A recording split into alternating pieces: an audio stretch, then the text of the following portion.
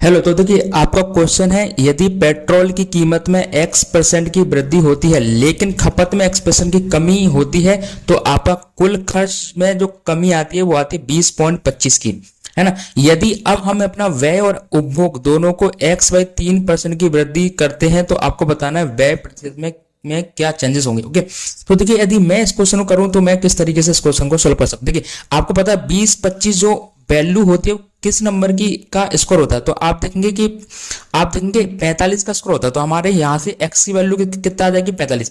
अब x का value हमारा 45 आ गया क्योंकि हमें पता है 45 का स्कोर होता है 20-25। ओके, अब x का वैल्यू 45 आ गया तो यहाँ से हम इसकी वैल्यू निकालेंगे तो आ जाएगा आपका 15%। और हम टेबल से यहाँ से चेक करेंगे 15% का सक्सेसिव क्या होता है, आपका होता है 32.25। तो राइट आंसर होगा ऑप्शन बी। तो इस तरीके से आप 5 सेकंड से कम में भी इस क्वेश्चन को आप सोल्व कर सकते हैं। ओके, तो लेकिन अब इस तरीके से आपको कैसे सॉल्व करना है, मैंने किस प्रोसेस के से इसको सॉल्व किया, तो अब मैं आपको बताता हूं इसका डिटेल सॉल्यूशन। ओके, तो देखिए, आपका हमारा जो क्वेश्चन था, यहाँ पे क्वेश्चन है हमारा कि पेट्रोल की कीमत में X% की हुई है वृद्धि, है ना, लेकिन खपत में X% की कमी हुई है। तो यहाँ X% की वृद्धि हुई है और यहाँ X% की हुई है कमी, जिससे कुल खर्च में क्या, कुल जो खर्च हुआ है वो 20.25% कमी हुई है।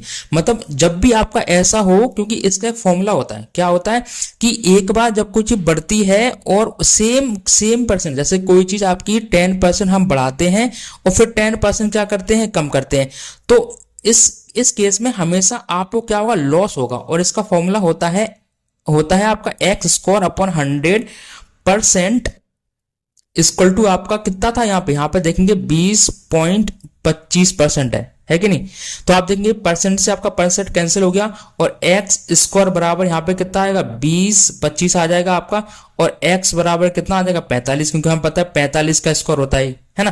तो x की वैल्यू, अब x की वैल्यू आ गई तो आप यहाँ से क्या, इसको लेकर क्या कर सकते हैं, आप यहाँ से इसकी वैल्यू फाइंड आउट कर सकते हैं। तो इसकी वैल्यू कितना आएगा, 45/3 हो जाएगा, तो कितना आएगा 15, मतलब यहाँ से कितना आएगा 15%। अब हमें बताना है कि यदि व्यय और उपभोग दोनों को हमने क्या किया, वृद्धि की, मतलब इसका हम क्या करेंगे, सक्सेसिव निकाल देंगे। तो 15 + 15 और प्लस क्या होता है 15 × 15/100। ओके, तो आप देखेंगे इसका सक्सेस कितना आएगा, 15 हो गया 30, है ना, और प्लस 15 का स्कोर कितना, 225, 225 बनता है 2.25। तो आपका राइट आंसर कितना आएगा, 32.25। ये आपका राइट आंसर का। ओके, तो option B is your right answer, है ना। लेकिन यदि आपको ये टेबल अच्छे से लर्न है, यदि आपको ये टेबल पूरी अच्छी तरीके से लर्न है, ये टेबल आपकी वही है जो कि 2 साल के कंपाउंड इंटरेस्ट की होती है। जैसे आपको पता है 2 साल का कंपाउंड इंटरेस्ट क्या होता है, ये होता है, तो वही उसका सक्सेसिव होता है। 3% का कंपाउंड इंटरेस्ट कितना होता है, 6.09, वही इसका सक्सेसिव होता है।